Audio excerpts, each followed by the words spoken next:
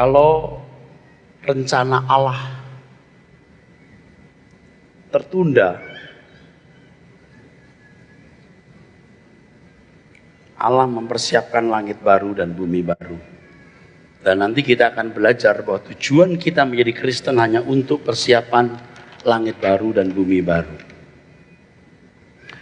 Saya masih mengingatkan kepada Bapak, Ibu, Saudara-saudara sekalian supaya ini kebenaran mengendap di dalam jiwa, pikiran Bapak, Ibu, Saudara-saudara sekalian.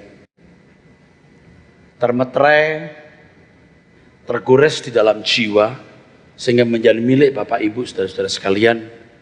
Dan bagi para rekan-rekan hamba Tuhan untuk bisa menyampaikannya kepada orang lain.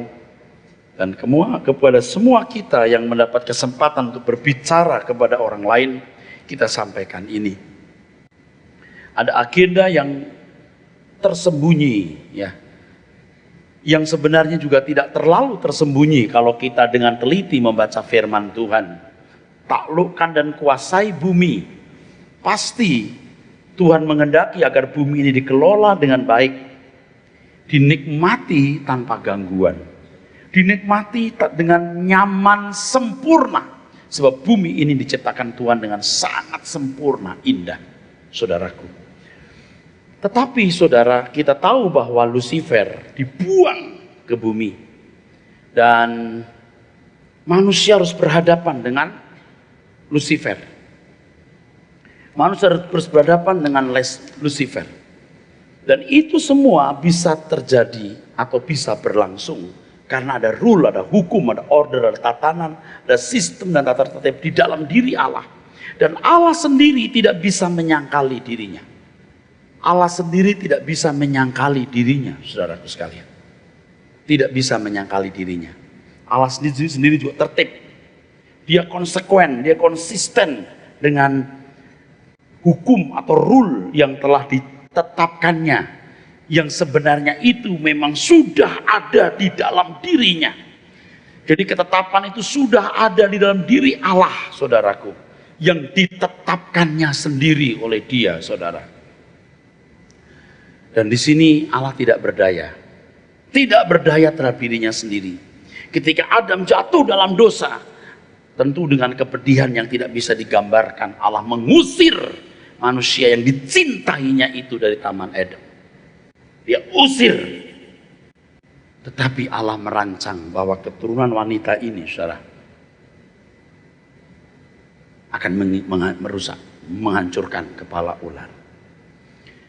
Mungkin ada satu penjelasan, saudaraku sekalian, ya, yang di sini saudara harus ingat kembali mengapa Allah tidak bisa membunuh iblis seketika, kenapa hanya malaikat yang berperang.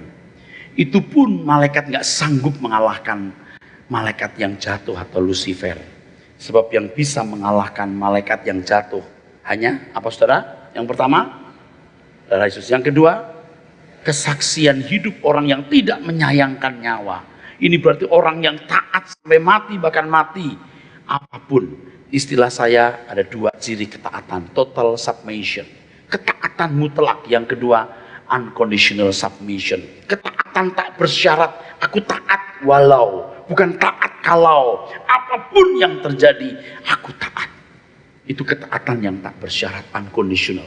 Total submission, apapun yang Dia perintahkan, walau aku tidak mengerti mengapa Dia perintahkan ini, tapi karena menyenangkan Dia, kulakukan. Itu sebabnya Abraham disebut sebagai bapak orang percaya, karena membuktikan imannya. Iman bukan hanya pengaminan akali, bukan sekedar persetujuan pikiran. Kalau saya berkata ini apa? Saya bertanya ini apa? Anda jawab kursi, bagus. Percaya ini kursi? Percaya. Bisa dikatakan Anda percaya kalau Anda duduk di kursi ini. Abraham dikatakan beriman kepada Allah. Ketika Abraham melakukan apa yang diperintahkan oleh Allah, bahkan perintah yang tidak bisa dia mengerti. Banyak hal yang kita tidak bisa mengerti, tapi kita percaya. Kalau Alkitab berkata langit baru, bumi baru, kita tidak bisa mengerti ini, tapi kita bisa percaya bahwa Allah pasti menyediakan yang terbaik untuk kita. Ketaatan unconditional, taat sampai mati. Jadi kalau Tuhan Yesus datang ke dunia, saudaraku sekalian, menebus dosa kita, gimana sih mekanismenya? Dia merebut kita dari tangan kuasa gelap. Apa sih maksudnya? Harus dibedah dengan benar. Kenapa disebut menebus? Nih, saya kasih tahu saudara. Nggak sederhana. Percakapan saya ini tidak sistematis, saya tahu. Tapi ini merupakan introduksi, pendahuluan dari kalau Tuhan izinkan saya akan hadir lagi dan membentangkan banyak hal mengenai keselamatan, penebusan, kepengudusan, banyak hal lagi, saudaraku. Jadi kalau Tuhan Yesus mati di kayu salib, saudaraku sekalian, ini tidak otomatis membuat kita selamat. Ini namanya anugerah. Tapi saudaraku, anugerah itu anugerah yang bertanggung jawab. Bukan anugerah yang membuat tanggung jawab manusia rusak atau hilang. Itu namanya malah merusak. Anugerah yang malah merusak. Seolah-olah dengan anugerah otomatis kita selamat. Kita diberkati, mati masuk surga. Itu ajaran setan.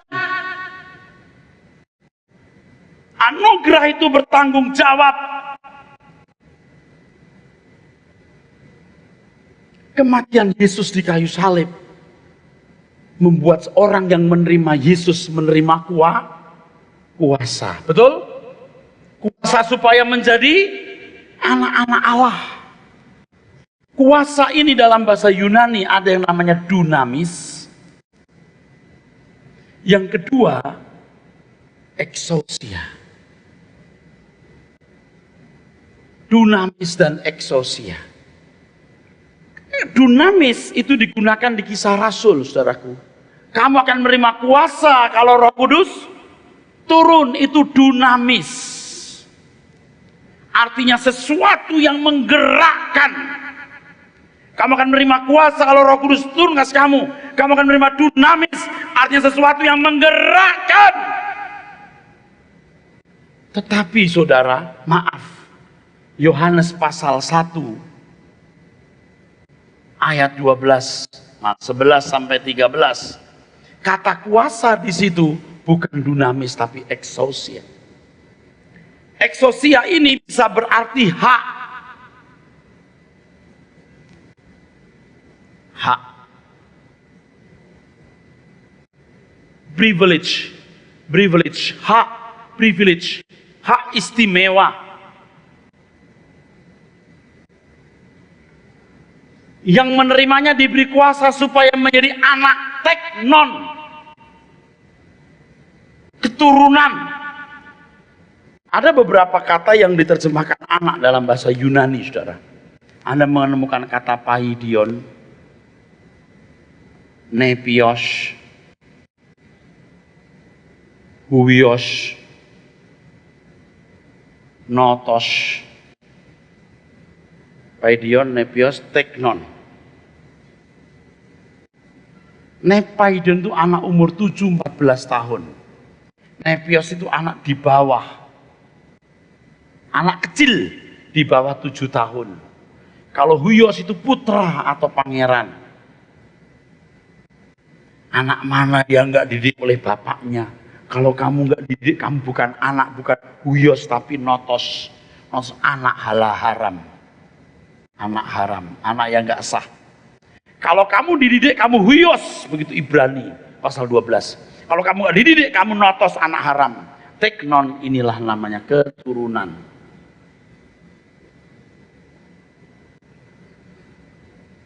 Hebat kitab suci itu. Alkitab Perjanjian Lama ditulis 1400 tahun sebelum Masehi. Alkitab utuh ditulis selesai tahun 100. 1500 tahun ditulis oleh 40 penulis.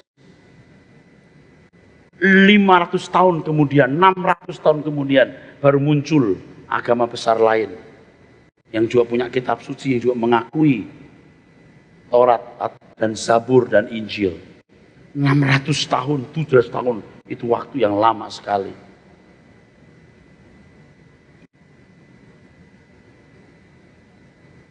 Alkitab itu luar biasa, saudara, ya.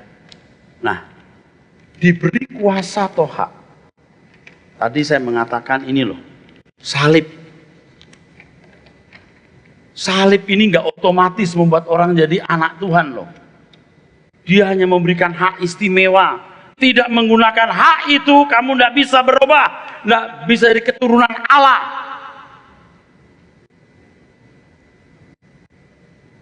Exousia, ini hak atau kuasa, betul. Hak itu yang pertama kita mendapat penebusan.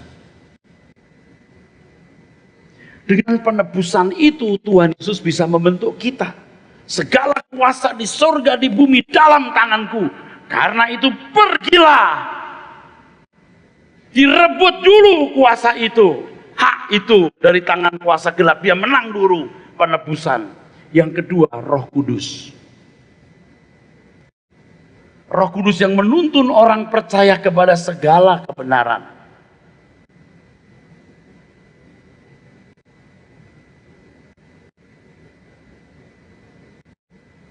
Lalu Tuhan memberikan firman. Firman Tuhan. Iman datang dari pendengaran oleh firman Kristus, bukan firman Allah. Remato Christu, Injil. Alkitab tegas dan cerdas. Bukan firman Allah, firman Kristus. Apakah firman Allah dengan firman Kristus? Tidak. Sama, tetapi firman Kristus hendak menekankan apa yang Tuhan Yesus ajarkan dan apa yang Tuhan Yesus lakukan. Firman Tuhan, Roma pasal 1 ayat 16-17. Yang keempat, penggarapan Tuhan. Allah turut bekerja dalam segala sesuatu, mendatangkan penggarapan. Roma 8:28. Ini anugerah. Siapa yang bisa beli Tuhan Yesus? Siapa yang bisa memberikan Roh Kudus? Siapa yang bisa memberikan firman dan Allah sampai turut bekerja dalam segala sesuatu ini? Kalau bicara soal kemustahilan, orang menggiringnya kepada kesembuhan berkat jasmani, tidak salah, tapi mengalami devaluatif. Kalau saudara memperhatikan kata ketidakmustahilan di Alkitab, yang pertama, ketika Maria harus mengandung Roh Kudus, dia berkata nggak ada yang mustahil bagi Allah. Amin. Yang kedua, ketika orang muda kaya ingin memiliki hidup yang kualitas, Tuhan, apa yang harus kulakukan supaya aku beroleh hidup yang kekal, hidup yang berkualitas. Hidup kekal itu bukan hanya hidup terus menerus, sebab soal terus menerus bukan hanya di neraka, bukan hanya di surga, di neraka pun juga terus menerus. Hidup kekal bicara soal dalamnya hidup, bukannya panjangnya hidup. Kualitas hidup itu, bagaimana supaya hidupku berkualitas?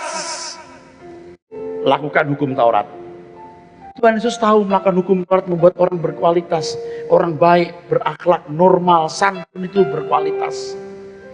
Lalu orang ini berkata, saya sudah melakukan semuanya Tuhan. Tuhan tidak membantah, Tuhan mengakui. Kalau kamu mau sempurna, if you want to be perfect, teleios. Mau yang sempurna, mau masuk kelas baru, jual segala milikmu. Bagikan kepada orang miskin. Datang kemari, ikutlah aku. Kehilangan nyawa, katakan amin. Tadi saya bilang kehilangan nyawa, baru kamu sempurna.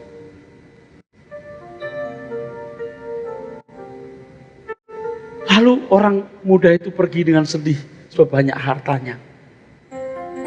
Pada waktu datang sih, dengan segenap hatiku, dengan segenap jiwaku. Apapun Tuhan, itu banyak mulut orang Kristen begitu. Dengan segenap hatiku, segenap jiwaku. Begitu diberi harga yang harus dibayar, dia pergi, lakunya berubah. Jangan bertanya kemana aku pergi.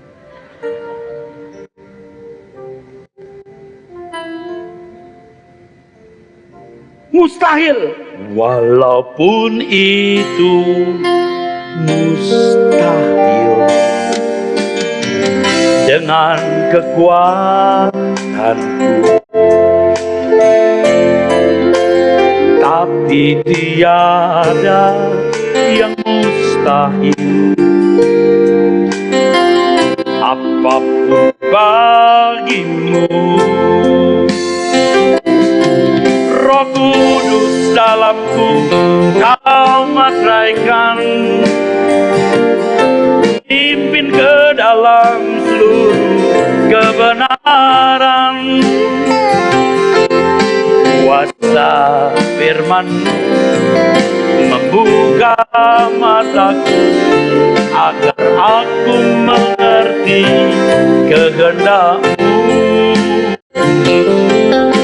Dalam segala hal Bapa-Ku turut bekerja supaya aku jadi sempurna. Harus diresponi. Anugerah yang bertanggung jawab.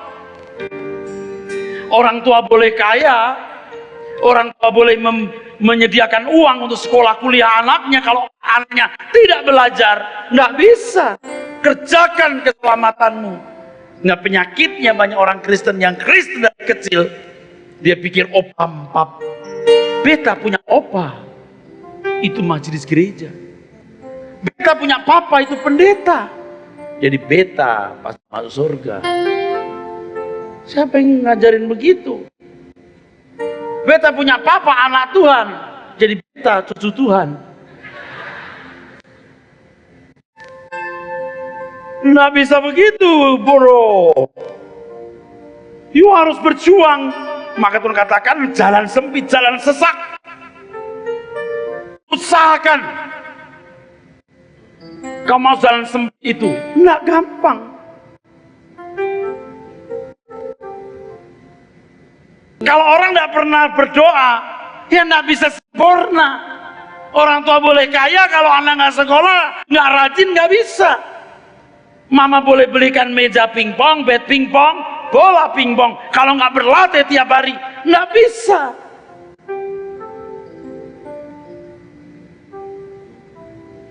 Di sini Tuhan tidak bisa menyangkali dirinya bahwa orang sempurna itu proses bertahap.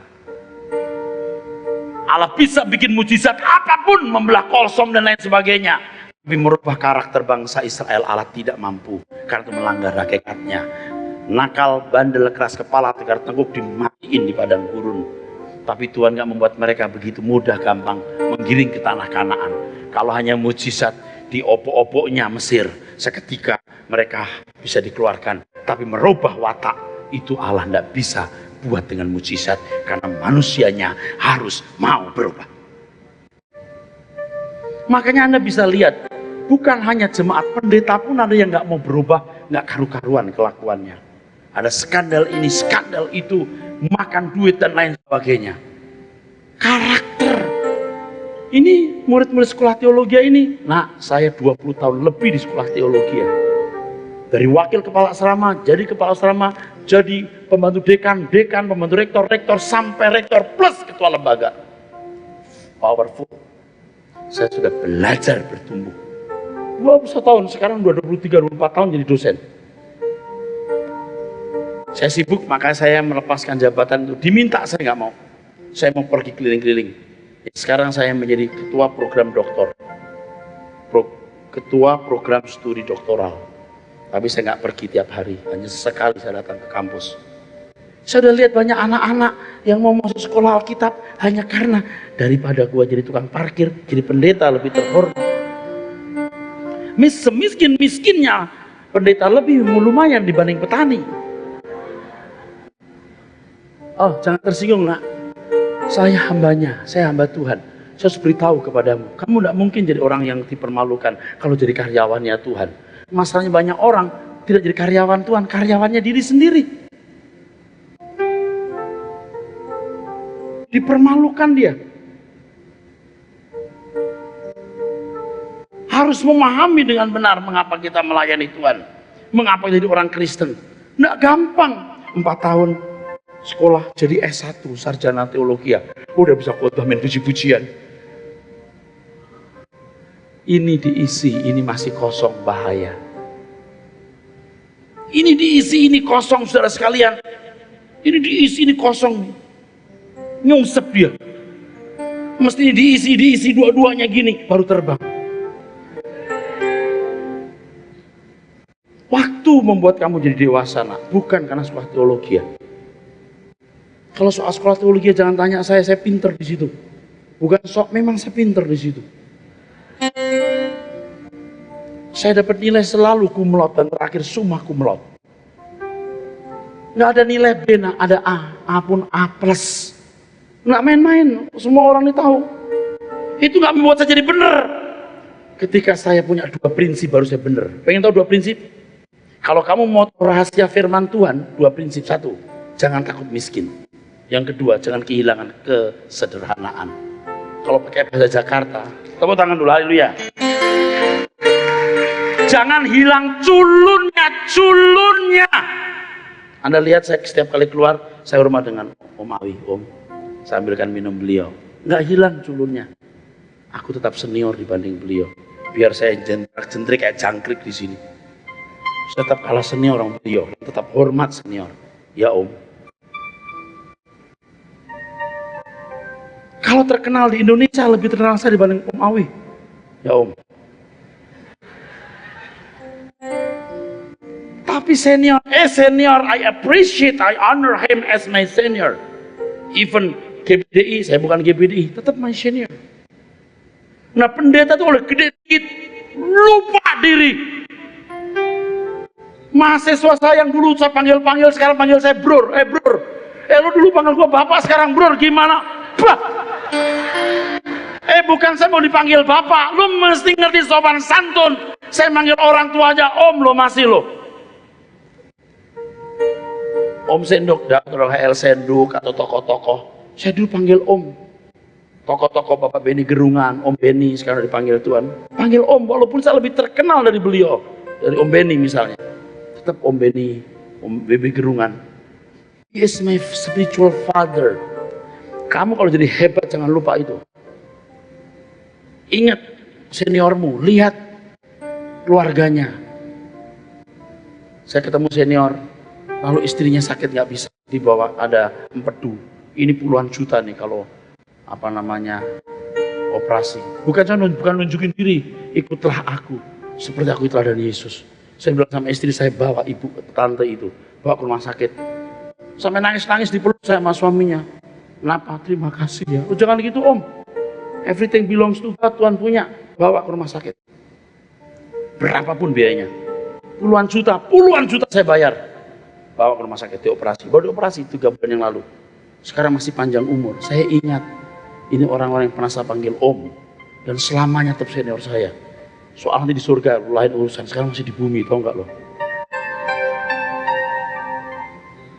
Kadang-kadang orang timur juga nggak ngerti sopan santun. 2 ini, jangan takut miskin. Jadi jangan mikir bakal punya rumah, punya mobil. Nggak punya pun nggak apa-apa. Saya buktikan ya nak ya, kamu dapat kerjaan ini hebat. Kenapa? 21 tahun saya di Petamburan. Baru 2 tahun yang lalu saya punya rumah. Itu pun juga masih nyicil hari ini. Apa saya kurang miskin? Kurang kaya?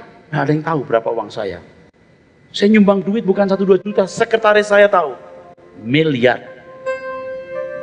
3-4 tahun yang lalu saya bilang, tahun ini berapa bantunya orang? 1,8 M. Rumah nggak punya. Keluar dari sekolah Alkitab, saya tinggal cuma satu peta.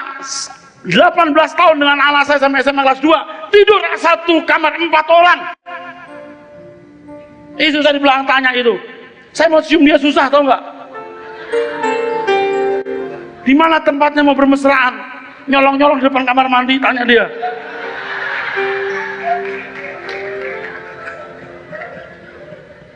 I tell the truth, man. Saya cerita itu benar. Waktu mau keluar dari sekolah Alkitab, semua barang dikasih orang karena saya nggak punya tempat mau nabung di mana. Tinggal di ruko lantai 3. Saya punya sahabat kaya-kaya. Tanya mereka, pernah nggak saya mengeluh nggak punya rumah? Never. Temenku itu juga semua punya duit. Saya nggak pernah cerita saya nggak punya rumah. Lalu saya sampai terseok-seok, termehek-mehek. Mau tinggal di ruko lantai 3. Saya nggak takut miskin. Tapi hari ini saya lebih dari cukup. Jangan ragukan Allah yang besar. Saya nggak sering berkata Allah kita heran dan besar, sungguh amat baik. Saya nggak begitu, diem aja saya tahu Allah itu baik. Bukan bibirmu yang cangkemmu, pikiranmu, imanmu yang mesti berkata. Jangan takut miskin. Pasti kita nggak jadi miskin, Allah akan pelihara kita sempurna. Bisa paham ya yang saya katakan, saudara? Jangan takut jadi miskin, jangan takut kehilangan kesederhanaan, tetap sederhana. Biar hebat gimana, sederhana. Kalau saya diundang di pelayanan di daerah, mau tinggal di kampung, mau di hotel, mau di losmen, diem. Mau makan di mana, diem. Enggak, saya biasa di hotel bintang 5. Enggak ada, bintang 7 sekalian deh lo. Nggak perlu begitu. Amin. Saya bukan mau contohin, oh nih Erastus hebat. Ya saudara, saya udah jadi preman saudara. Pendeta preman plus frustasi. Lihat dunia seperti ini. Makanya beberapa pendeta yang nggak suka saya juga mencela saya. Biarin, dia terancam dia. Dengar khotbah saya terancam. Takut dia, mata pencahariannya terganggu. Tapi Pak, kan wajarnya pendeta juga punya keluarga, punya rumah. Saya nggak wajar. Istri saya di belakang bilang begini, Pak, semua juga untuk Tuhan, semua juga untuk Tuhan. Nggak ada yang nggak kasih kamu untuk Tuhan kecuali ranjang ini. Dia tunjuk ranjangnya itu. Dan ngomongnya bukan sekali, beberapa kali loh dia. Kecuali ranjang ini. Kita tidur di tempat tidur nih. Kita dari ranjang ini. Dan ranjang ini pun kalau boleh kamu kasih, kamu lepas, kamu kasih lagi. Tapi saya tanya sama istri saya, Mam, kamu kurang apa hari ini? Apa yang kamu nggak punya? Seperti wanita lain punya, kamu juga punya. Jangan coba-coba kamu kawin sama pendeta, nggak akan menyesal. Dulu saya nggak tahu kenapa dia juga suka sama saya, pada waktu itu saya miskin banget. Bukan miskin salah, sangat miskin. Masa depan saya nggak jelas, mertua saya lihat saya langsung gelek. Langit hidup anak gadisku gelap. Tapi dia mau sama saya. Namanya Cia Syuli. Dia mau sama saya. Kalau dia nggak mau waktu itu, lihat saya hari ini, nyesel dia.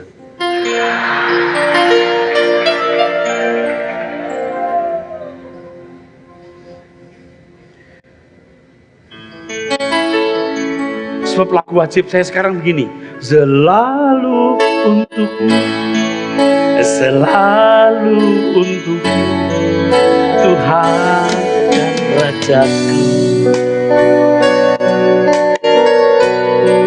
Semua yang ku perbuat, baik siang dan malam, selalu untukmu. Segenap hidupku adalah milikmu, untuk kemuliaan-Mu. Sampai ku tua nanti, sampai di surga nanti, selalu untukmu. Sampai ku tua nanti,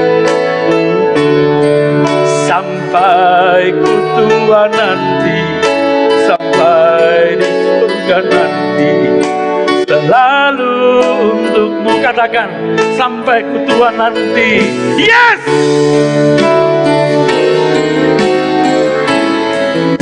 Sampai di surga nanti, selalu untukmu. Hidup kita singkat. Anda berjuang untuk kepentingan partai, berjuang untuk calon pejabat. Ketika partai itu menang, pejabat itu duduk di singgasana jabatan, dia bisa melupakan Anda dan budi baik Anda. Tapi kalau engkau berjuang bagi Tuhan Yesus, yang pasti jadi raja segala raja, engkau akan diingat. Bodoh kalau kita nggak membela Tuhan Yesus hari ini, saudara. Sekarang apa yang kita harus lakukan untuk membela Tuhan Yesus, Pak? Kita buat pikiran orang terbuka. Kita beritakan Injil yang murni kepada mereka. Kita beritakan kabar baik yang murni, baik menurut Tuhan, bukan baik menurut kita. Bukan baik menurut manusia pada umumnya, tapi baik menurut Tuhan.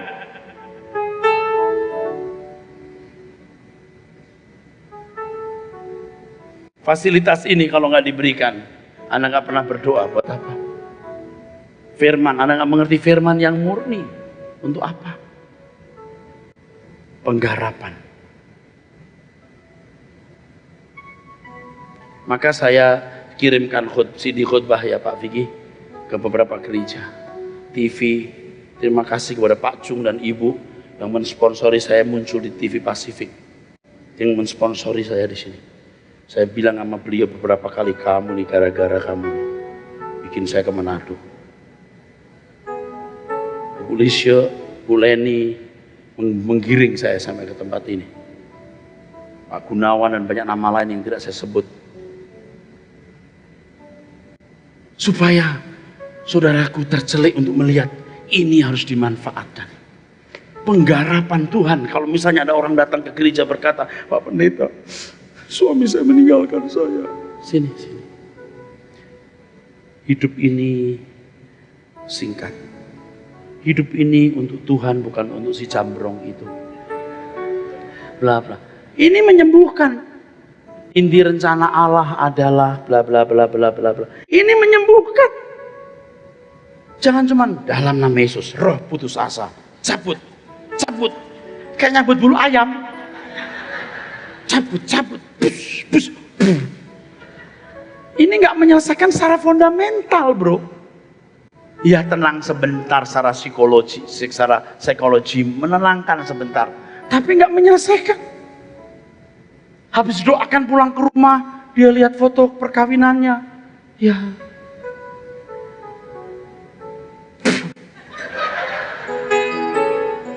Sampai wajah suaminya di foto tuh jadi kayak monster.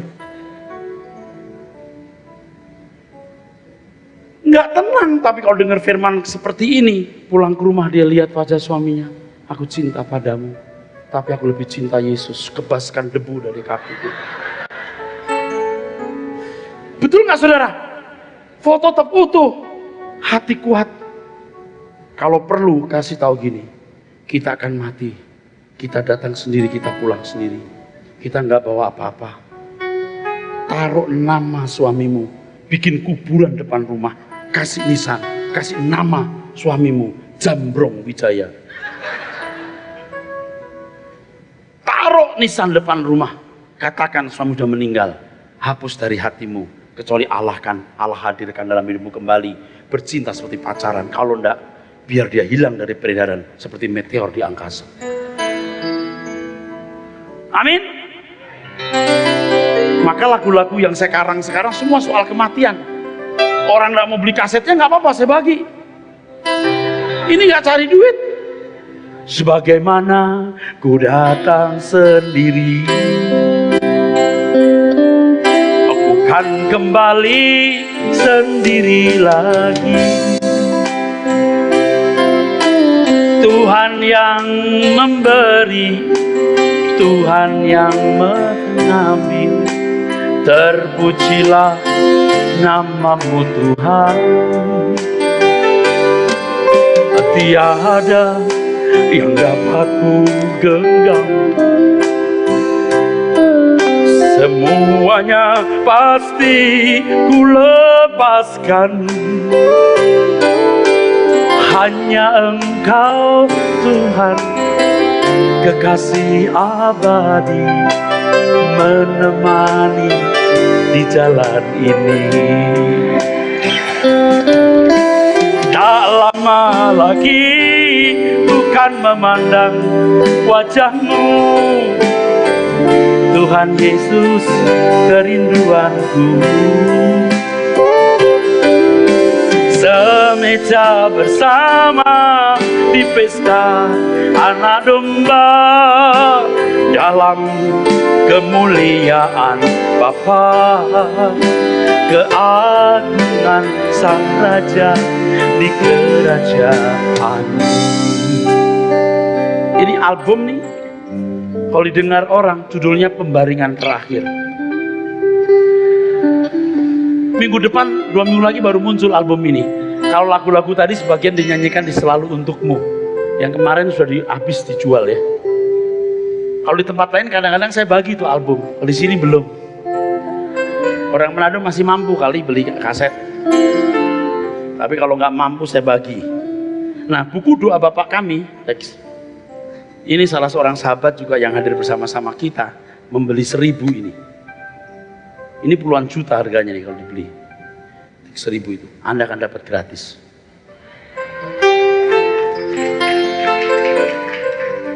Dulu saya punya beban ya, Manado. Sekarang masih punya beban, tapi saya mengarahkan diri ke Sumatera. Ya. Bu Talita tahu karena beliau itu rekan juga sejak berapa tahun ya Bu? 10 tahun lebih kali ya. Sejak Ambon ya Bu. Kita bikin radio di Ambon, Ambon Perang. Radio diangkut ke Manado di Kidung Shalom ya Bu. Jadi saya juga udah kenal Ibu Talita Dodo dan beliau tahu bahwa saya juga punya beban sebenarnya untuk daerah-daerah Kristen seperti ini. Jadi kalau jemaat misalnya digarap Tuhan lewat persoalan, jangan dikit-dikit didoakan cabut masalah. Itu enggak ngerti.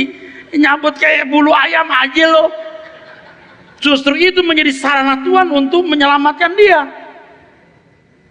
Kalau suami pulang baik-baik, cepet-cepet, ekonomi baik, everything is okay, mereka tidak merasa memerlukan dunia lain. Ini masalahnya. Saya punya satu statement yang mungkin orang nggak suka, tapi saya kasih tahu. Kalau orang belum patah hati dengan dunia, dia belum merindukan kerajaan surga. Maka orang kaya sukar masuk surga. Orang kaya semua tersedia, terhormat, makan minum cukup, sampai dia lupa ada dunia lain. Dunia kita hari ini seberapa senengnya Pak? Makan cuma 2 piring. Saudaraku sekalian yang kasih, kalau kondisi semua baik, orang tidak inginkan dunia lain. Makan sekenyang seberapa Bu, Pak? Terhormat itu seberapa senengnya, terhormat. Ya paling dalam hati aja gitu dihormati. Maknyus. Tapi gara-gara itu masuk neraka, ngerti tidak?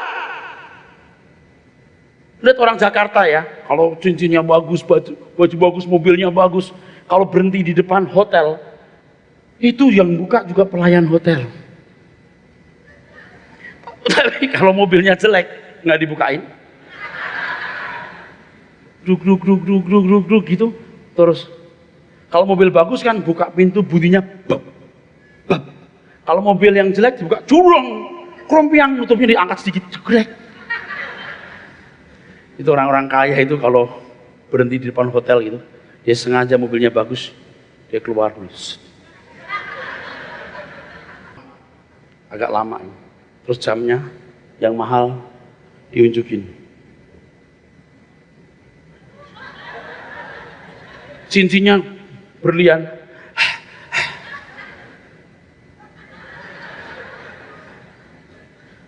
Seberapa hebatnya begitu?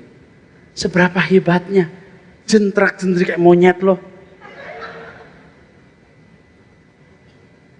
Saya perhatikan itu, saya di depan hotel liatin gitu. Ah iya, nggak lama, Bu, nggak lama. Oh, nggak lama.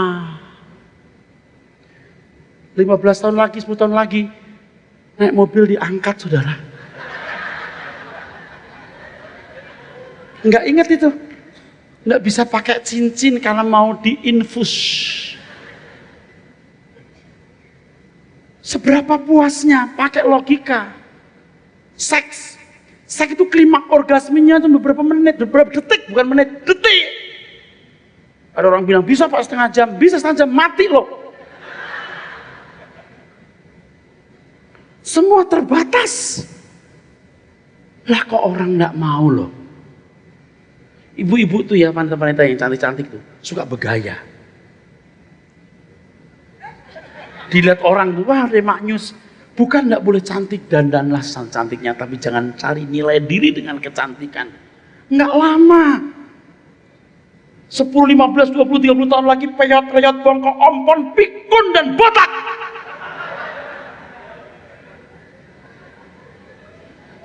Lah begitu kok sombong. Dikasih 2 bisul di sini, cerot, rusak wajahmu. Jadi kondisi yang nyaman itu bisa membuat orang malah binasa. Tapi kalau orang Kristen yang benar, tidak perlu diberi kesulitan mengganggu pelayanan. Tapi kalau belum dewasa perlu diproses. Kasih kesulitan ekonomi, masalah, dikhianati terus. Proses ya, walaupun setiap orang kita nggak akan selesai prosesnya sampai mati, betul. Tapi tidak akan diberi proses yang mengganggu pelayanan kita.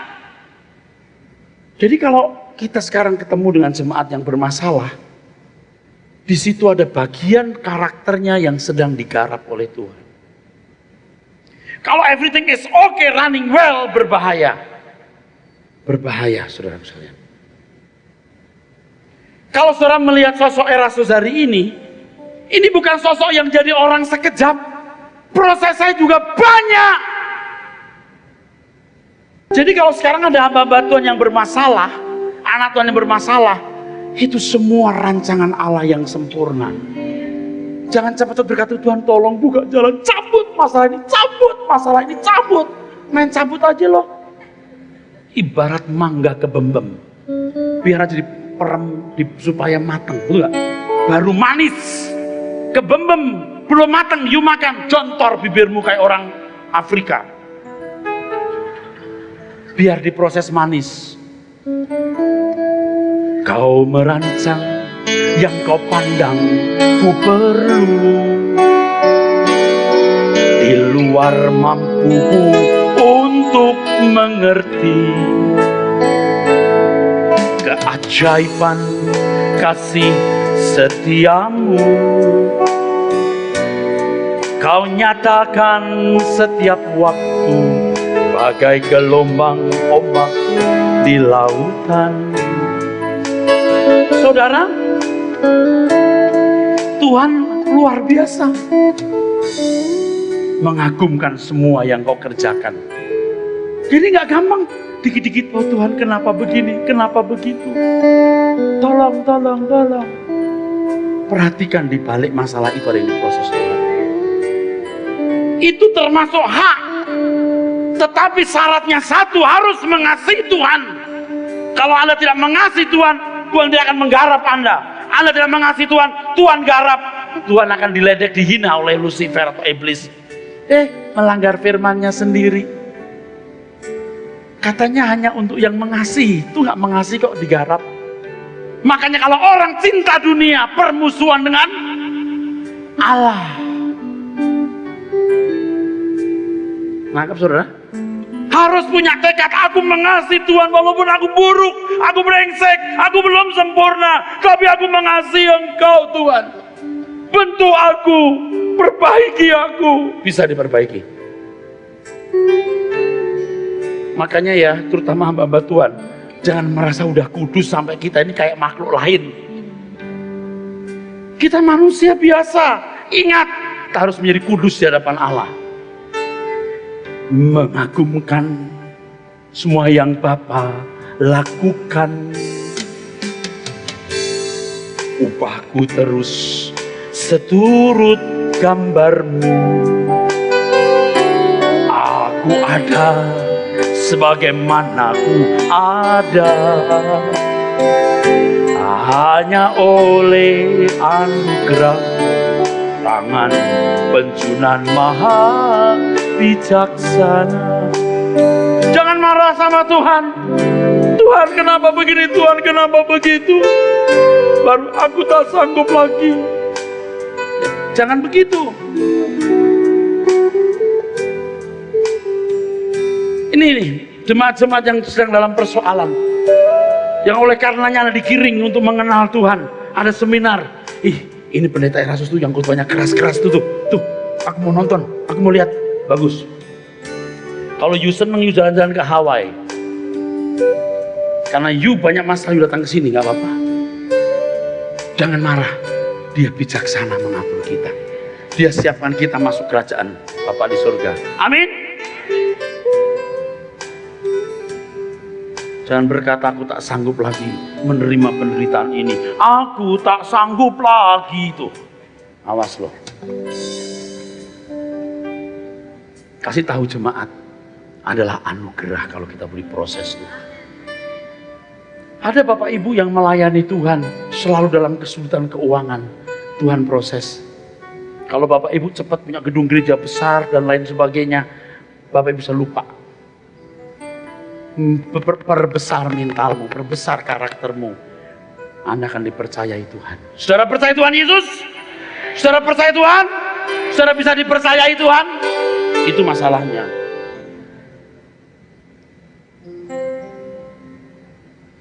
Ini nggak otomatis, saudara. Kuasa itu diberikan supaya saudara menjadi anak-anak Allah. Anak.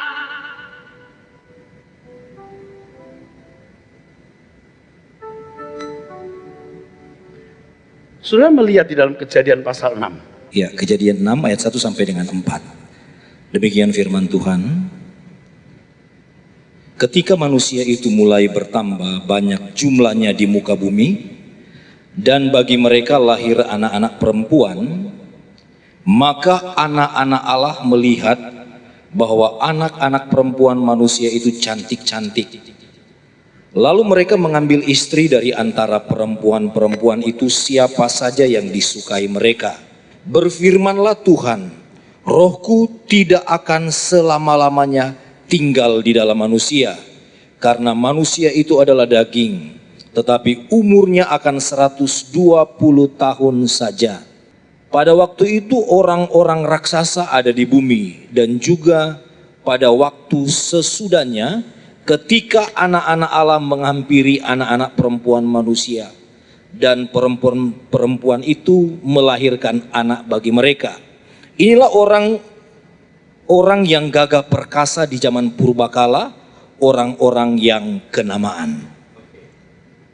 Ketika saya menyusun disertasi saya di Sekolah Tinggi Teologia Jalan Proklamasi, itu basis dari Sekolah Teologia yang berafiliasi ke gereja-gereja Protestan, GKI, GPIB, KEMIM, ya saudara. Saya bersyukur saya berkesempatan di sekolah ini. Saya menyusun disertasi mengenai kawin campur beda agama dalam masyarakat Asia yang majemuk. Dan mau tidak mau pada waktu itu saya harus mengobservasi dan menganalisa Kejadian pasal 6. Saya baca buku-buku, di antara mereka menyatakan bahwa anak-anak Allah ini anak-anak malaikat. Dan itu jadi perdebatan sampai hari ini saya kira, ya. Ada malaikat-malaikat, anak-anak manusia dan anak-anak Allah. Anak-anak Allah itu para malaikat, sedangkan anak manusia itu manusia. Itu salah. Waktu itu saya belum tahu. Saya juga belum punya argumentasi yang kokoh. Saya menjawab bahwa anak-anak Allah itu sebenarnya keturunan orang benar. Tapi saya tidak tahu dasarnya apa ya. Tapi sekarang saya menemukan dasarnya ketika kita baca Roma. Yang dipimpin oleh Allah adalah, dipimpin Roh Allah adalah anak-anak Allah. Nah di situ saya mulai melihat kebenaran bahwa orang yang dipimpin Roh Allah itu adalah anak-anak Allah. Nah ini satu hal yang sangat luar biasa karena mulai membuka wawasan kita untuk melihat kebenaran, saudaraku sekalian. Siapakah anak Allah itu? Kalau di Roma 8:14 itu, Pak dibaca. Roma 8 ayat 14. Ya. Demikian firman Tuhan, semua orang yang dipimpin Roh Allah adalah anak Allah. Ya. Yang dipimpin Roh Allah adalah anak Allah. Jadi rupanya begini, saudara. Adam memang jatuh dalam dosa. Tetapi Roh Allah belum meninggalkan mereka. Roh Allah masih menuntun mereka. Itulah sebabnya keturunan Set ada yang berkarya hebat seperti Henokh. Bisa bergaul dengan Allah sampai diangkat oleh Allah. Tidak mungkin anak-anak Allah itu malaikat. Sebab malaikat adalah roh. Alkitab mengatakan malaikat itu roh yang melayani. Tidak mungkin punya DNA seperti manusia, punya sperma yang bisa melahirkan anak-anak. Itu mah omong kosong. Karena jelas roh tidak berdaging, betul? Yang ngomong Tuhan Yesus, roh tidak berdaging. Aku bukan hantu pegang ini. Jadi itu pasti manusia. Cuman keturunan Set. yang masih dipimpin oleh Roh Allah. Di sini hebat kesabaran Tuhan, walaupun Adam dan Hawa telah jatuh dalam dosa, tetapi Allah masih menuntun, Roh Allah masih menuntun mereka sampai ketika mereka melakukan kawin campur tidak bisa dikendalikan lagi, baru Roh Allah undur. Kapan muncul kembali kata anak Allah? Yohanes pasal 1 ayat 11 sampai 13. Baru kembali. Mungkin Anda tanya saya, Pak, kalau yang di Ayub itu gimana anak-anak Allah? Tahu? Ada kan? Di Ayub disebut pasal 1 ada anak-anak Allah sedang berkumpul, di situ ada iblis, betul? Siapa itu anak-anak Allah? Malaikat. Kenapa malaikat disebut anak Allah? Kuncinya di Ibrani 9 ayat 12-13. Dia Bapak segala roh. Semua roh yang ada di dalam jagat raya ini berasal dari Bapak. Bapak segala roh. Maka semua roh itu semua anak-anak Allah. Manusia pun anak Allah. Lucifer pun anak Allah. Tapi anak Allah yang memberontak. Ini kata-kata kunci, Pak. Mungkin Pak Pendeta selama ini belum tahu, saya kasih tahu. Bapak segala roh.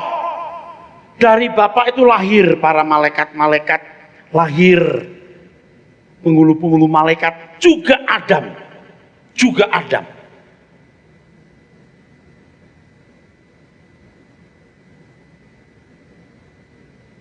Nah, saudaraku, disebut anak Allah. Itu bukan hanya status, tapi keberadaan. Maka orang-orang yang diselamatkan itu mau dikembalikan menjadi manusia dengan proses ini. Supaya kembali jadi anak Allah. Ketika Allah diciptakan, Kejadian pasal yang pertama 26, menurut rupa dan gambar. Sebenarnya dalam teks aslinya digabung itu ya Pak. Baca dulu Pak. Kejadian 1 ayat 26. Berfirmanlah Allah, baiklah kita menjadikan manusia menurut gambar dan rupa kita, supaya mereka berkuasa atas ikan-ikan di laut dan burung-burung di udara, dan atas ternak dan atas seluruh bumi dan atas segala binatang melata yang merayap di bumi. Ini Selem, ini Demoth.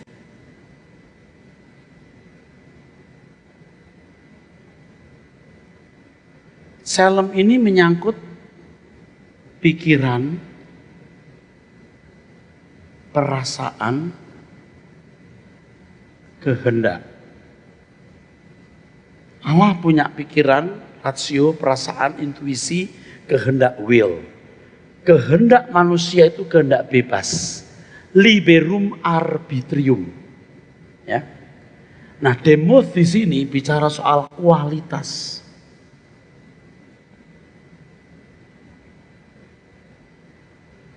Jadi manusia pertama itu tidak statis, tapi progresif.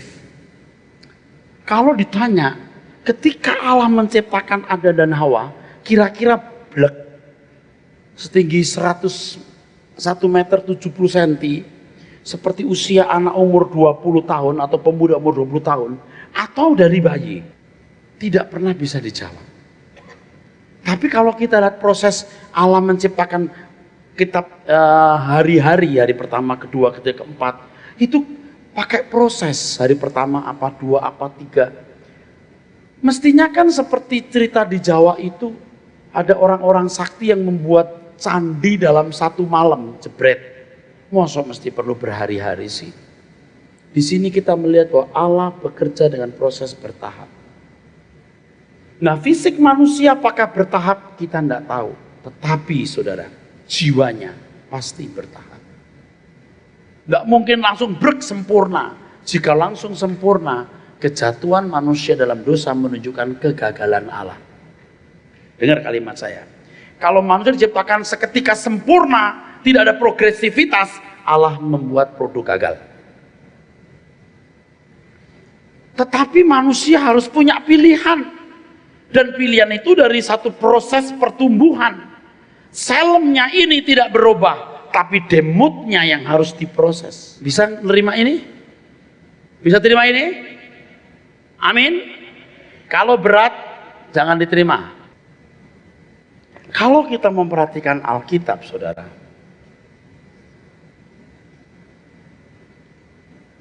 di Taman Eden itu ada 3 jenis pohon. Yang pertama, berbagai buah-buahan yang baik untuk dimakan. Buah-buahan yang baik untuk dimakan. Tetapi ada 2 pohon lain di tengah taman, yaitu buah pengetahuan tentang yang baik dan jahat, dan pohon kehidupan. Bapak Ibu mohon ingat satu hal, ini penting, kata kunci. Kalimat kunci, pengertian kunci, bahwa kitab Kejadian ditulis tahun 1400 tahun sebelum Masehi. Jadi sekitar 3500 sebelum kita hidup. Ditulis untuk bangsa budak yang baru keluar dari Mesir. Yang nama Allah saja tidak tahu, harus tanya siapa nama Allah. Jadi betul-betul itu umat yang bodoh. Oleh sebab itu kalau Musa menulis kitab Kejadian, maka Musa harus memberikan satu tulisan yang begitu sederhananya tapi tidak menghilangkan maknanya. Ada berbagai pohon buah-buahan kalau dimakan kenyang. Amin. Kenyang lalu mengganti sel-sel tubuh. Ingat, pergantian sel bukan hanya setelah manusia jatuh dalam dosa. Sebelum jatuh dalam dosa pun juga sel perlu diganti. Makan, sel ganti. Makan, kenyang. Tapi kalau makan buah ini, matanya terbuka. Mata di sini atau mata di sini? Mata di sini udah dibuka belum? Tahu nggak telanjang? Kok baru tahu belakangan? Berarti bukan mata di sini, mata pengertian. Kenapa buah ini disebut buah pengetahuan yang baik dan jahat?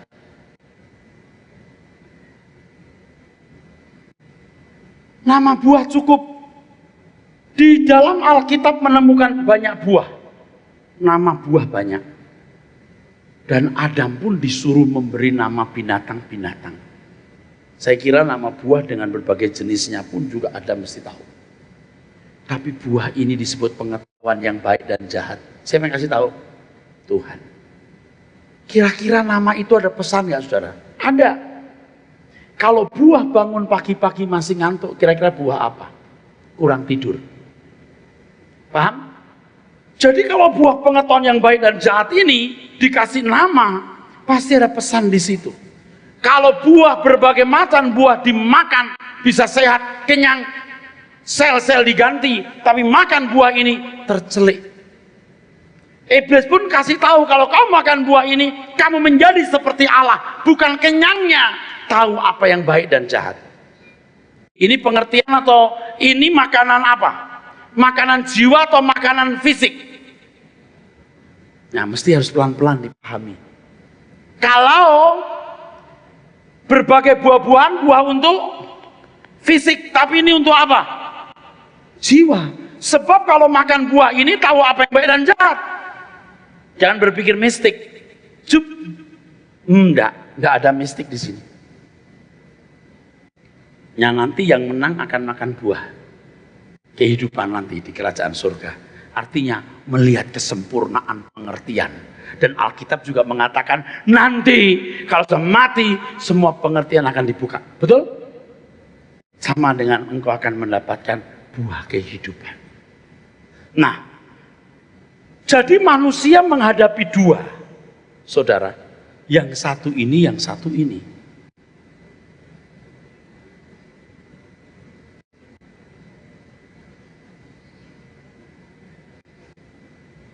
Siapa ini, saudara?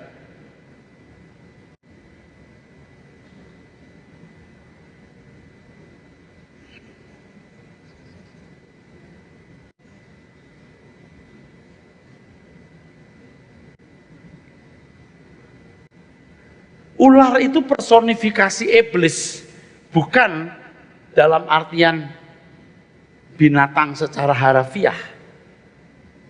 Nah, saudara, manusia itu mengalami progresivitas tadi. Nih, dia harus mengkonsumsi apa yang datang dari Allah atau apa yang datang dari kuasa gelap. Makan ini, maka jatuh dalam dosa. Karena makan buah yang dilarang Tuhan. Maka Roma pasal 3 ayat yang ketiga. Roma 3 ayat 23. Kata dosa di sini hamartia.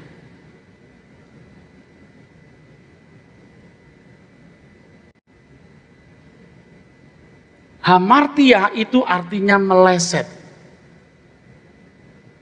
atau luncas, tidak kena sasaran.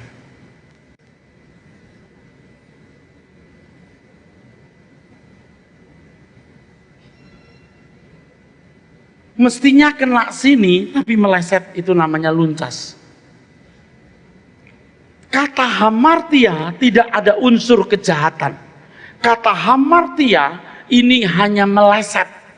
Ada kata lain yang diterjemahkan dosa seperti parabasis, adikia, kakos, paulos, banyak. Tapi digunakan kata hamartia. Mesti jeli, teolog menjeli. Itu hanya meleset. Artinya manusia ketika mengkonsumsi apa yang bukan berasal dari Allah, manusia tidak bisa mencapai kesempurnaan. Padahal Allah menghendaki kita sempurna. Tidak bisa tepat. Manusia telah kehilangan kemuliaan Allah, tapi bukan kemuliaan manusia. Manusia tetap mulia dibanding monyet, kucing, serigala, binatang, tetap lebih unggul. Kalau Anda melihat kisah-kisah kepahlawanan RRC, film-film silat, Anda menemukan sosok-sosok manusia yang hebat, demi negara berjuang, demi keadilan berani menyerahkan nyawa. Dan di dunia ini, saudara, jangan kita picik, banyak orang yang baik, sangat baik dan bisa menakjubkan. Karena manusia tidak kehilangan kemuliaan manusia, tapi kemuliaan Allah. Nah, orang Kristen bukan hanya punya kemuliaan manusia, kemuliaan Allah. Maka ketika Tuhan Yesus datang kepada orang pilihannya, dia berkata, kamu harus sempurna. You must be perfect. Beri tepuk tangan, saudara. Sebenarnya manusia itu tidak kehilangan kemuliaan manusia, masih baik. Banyak manusia baik. Siddhartha Gautama itu bisa meninggalkan istana kan lihat orang-orang miskin, lalu bisa bertapa, mau jadi Buddha. Itu hebat, mana ada sih yang begitu? Jarang. Orang-orang Buddha itu luhur-luhur loh. Tapi keselamatan bukan soal keluhuran atau kebaikan. Penebusan oleh darah Yesus, dan yang ditebus harus sempurna seperti dia. Nah, kalau orang Kristen baik saja tidak, bagaimana dia mau sempurna? Tapi Pak, kan kita diselamatkan bukan karena perbuatan baik, Pak. Oh, amin. Bukan karena perbuatan baik, tapi kalau kamu selamat, kamu akan sempurna, bukan baik. Nah, makanya kalau kita lihat orang-orang Kristen di sekitar saudara, itu lihat bakatnya. Bakat masuk surga atau neraka udah kelihatan dari sekarang. Bakat masuk surga atau masuk neraka itu udah kelihatan dari sekarang. Orang yang betul-betul selamat itu diubahkan hidupnya. Ya, kita yakin selamat. Bukan yakin selamat, kamu punya iman nggak? Punya. Ada ekspresinya? Nggak. Malah ekspresinya. Ada nggak ekspresinya? Kalau tidak, you nggak punya iman. Iman tanpa perbuatan seperti tubuh tanpa roh.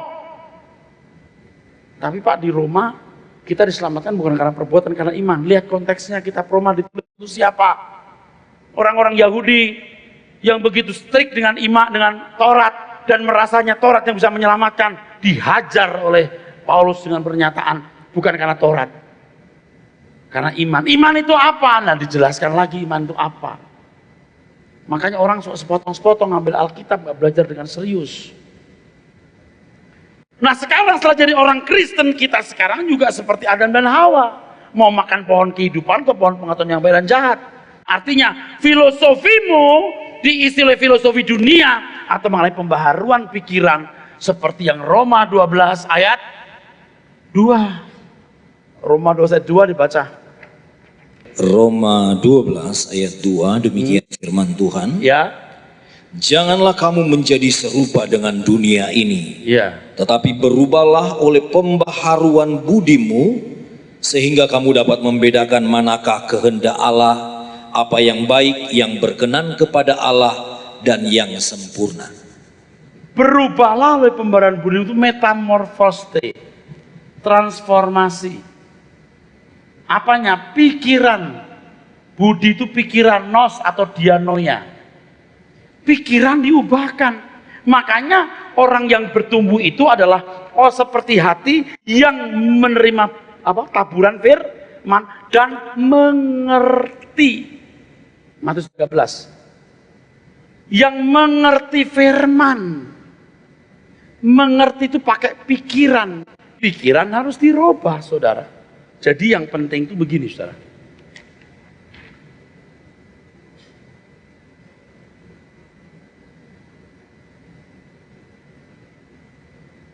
Yang penting itu ini, pikiran.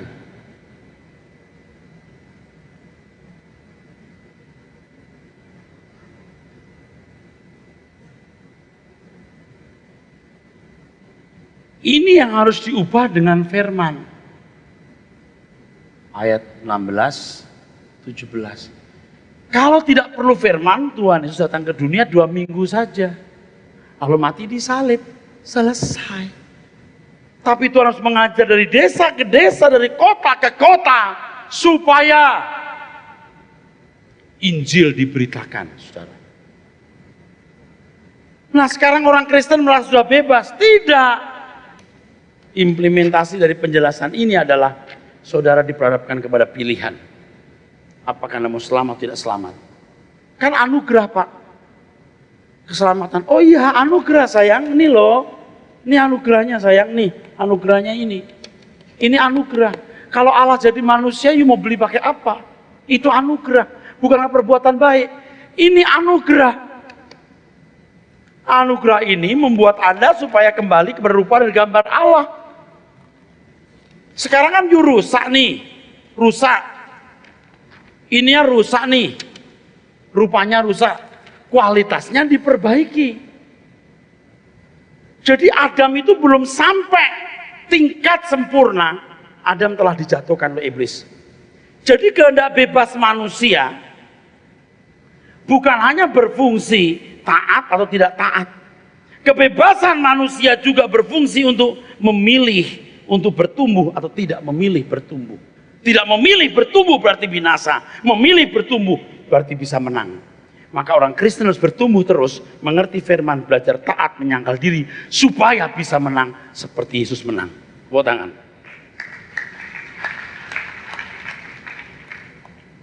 Masih bersama saya, saudara? Kok terus diam kelakep? Ngerti? Saya harap guru atau dosen dogmatika Anda di sini dan mendengar saya khotbah. Saya bukan nabi palsu. Saya bukan pengajar yang tidak belajar, saya belajar. Tapi kalau Anda nggak mau terima ini, ya nggak usah, ya ikuti saja. Makan buah, jatuh. Nggak makan buah, nggak jatuh, ya udah ikuti saja itu. Itu kelasnya anak sekolah minggu soalnya.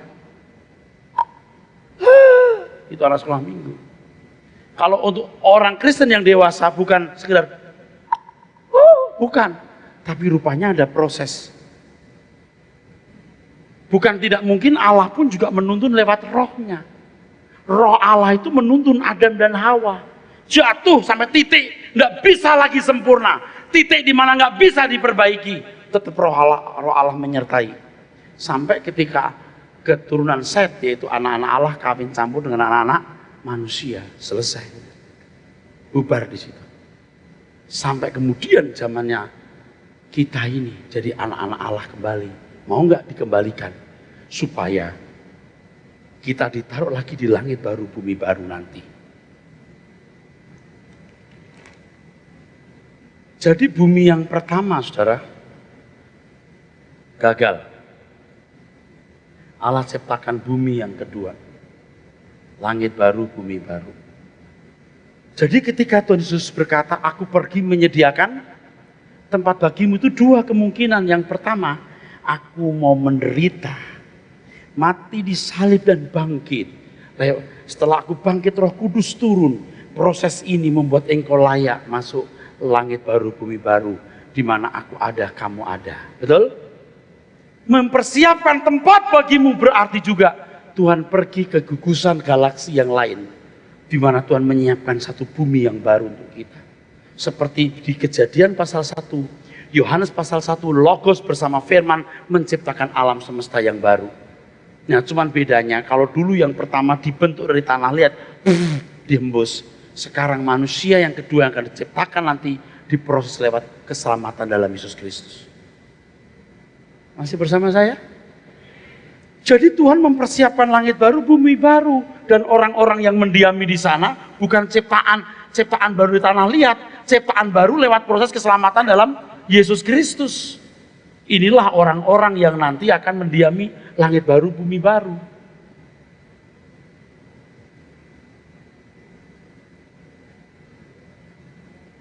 Nah, bumi dan langit sekarang ini, 2 Petrus 3, 9, 11 akan jadi lautan api. Maaf ya, kata lautan api itu teks aslinya salah.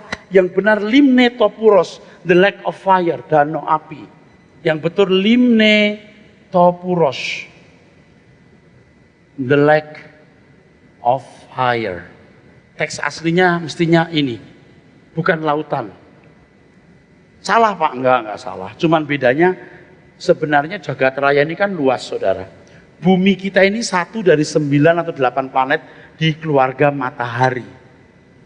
Matahari kita itu satu dari 200 miliar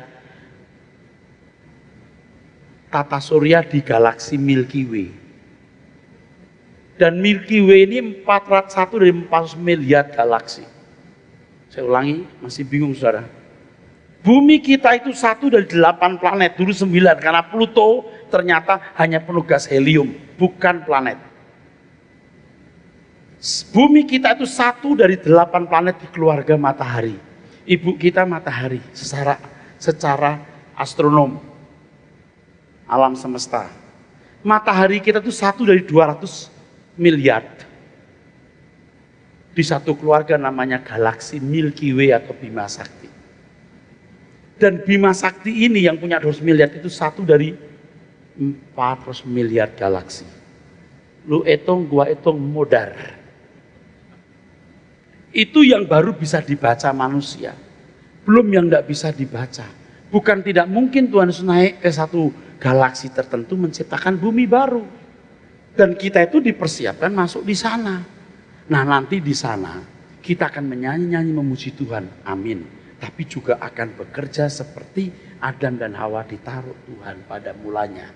Sebab konsep awalnya begitu, kelola bumi, kerjakan. Tadi saya ngomong dengan Pak Daniel, dengan sahabat-sahabat saya ini waktu makan pagi. Nanti di langit baru kita akan kumpul lagi. Sekarang kita nggak sempat ke Eropa Timur, lihat pemandangannya katanya bagus. Tapi langit baru jauh lebih indah. Kita akan ketemu ya, nanti saya ketemu ke rumah Om Afi kita. Loh ya bisa gitu, banyak planet kita akan jelajahi. Itu luar biasa di langit baru nanti saudaraku. Itu nyata, kita kelola lagi bumi ini. Bumi yang baru nanti.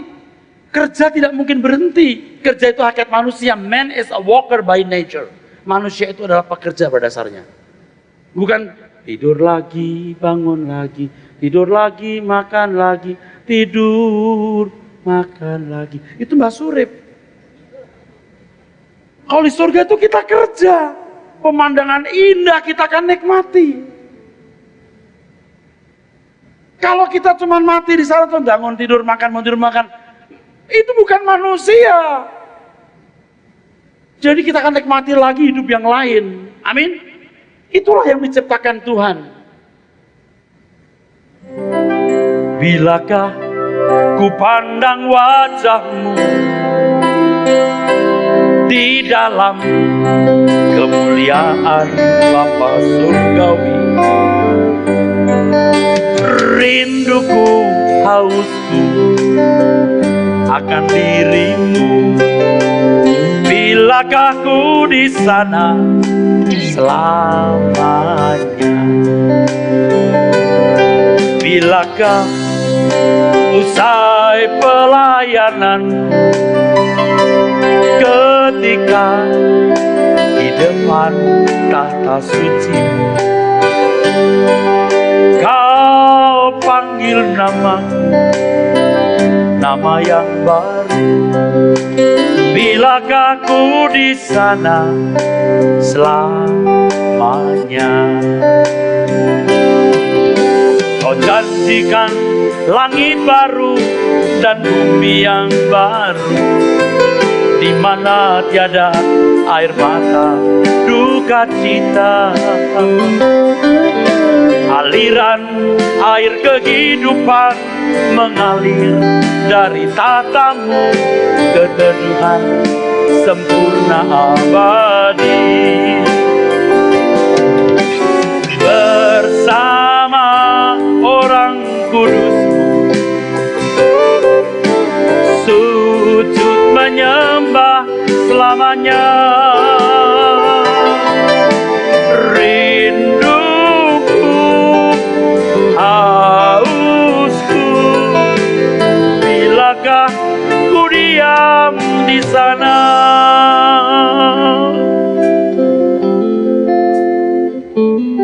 Nanti Bapak Ibu kita akan ke sana. Ibu berapa usianya?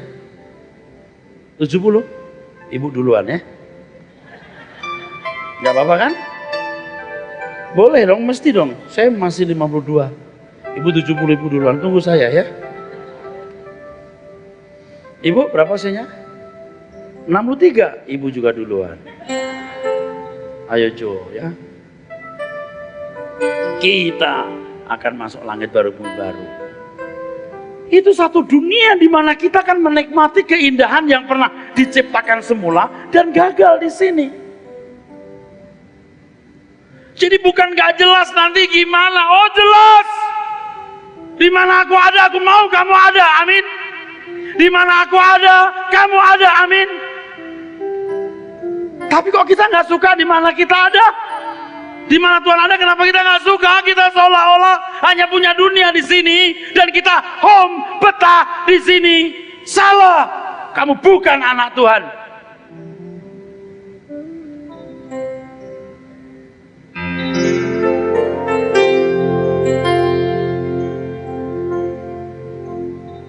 Di mana aku ada, kamu ada, setuju?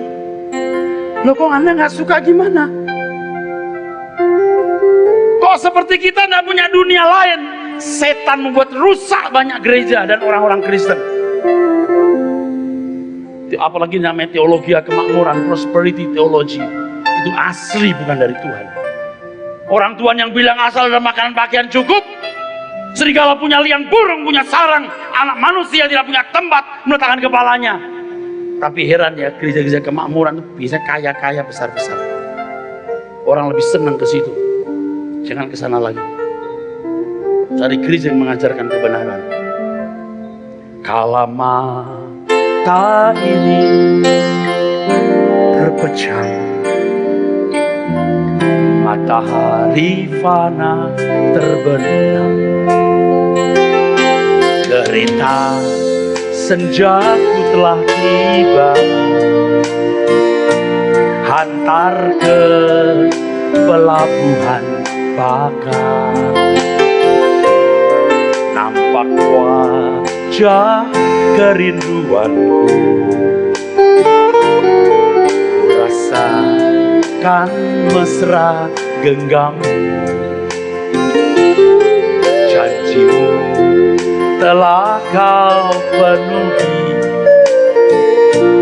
bawaku ke rumah abadi. Di negeri yang tidak bersahaman, langitnya takkan pernah gelap. semua wajah ceria, pancarkan sukacita dalam kemuliaan Bapa.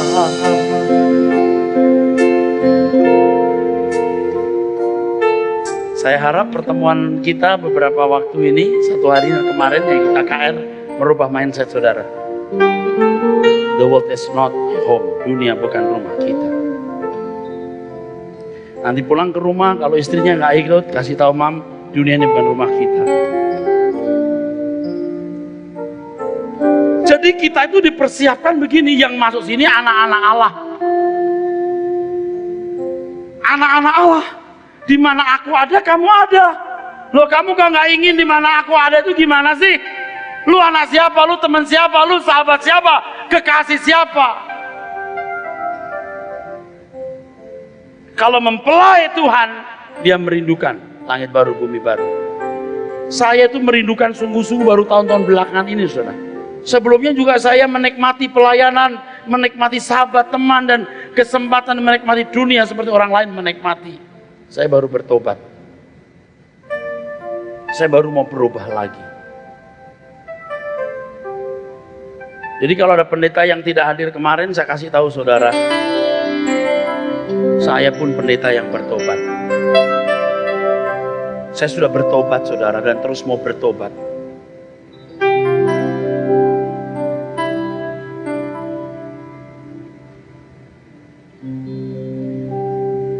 Pelayanan saya itu di jalan sesat dulu, walaupun baik, tapi belum tepat seperti apa yang Allah kehendaki. Maka saya tulis lagu pertobatan ini.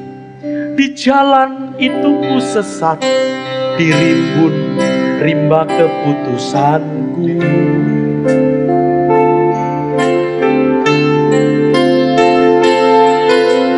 Apa yang ku pandang baik, ternyata timbunan ambisi.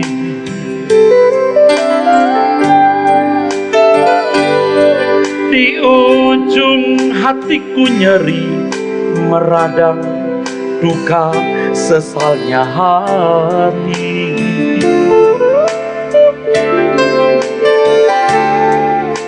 Kulukai perasaan dan abaikan isi hatimu.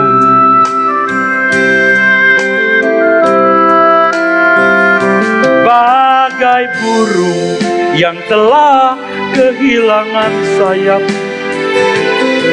ku menggelepar menantikan engkau.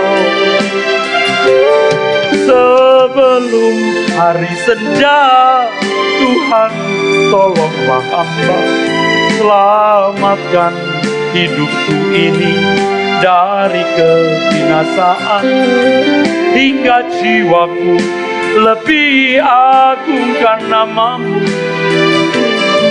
dalam kenangan abadi. Ku hayati pengampunanmu. Saudara, kita harus rendah hati untuk mengakui itu. Kita harus rendah hati.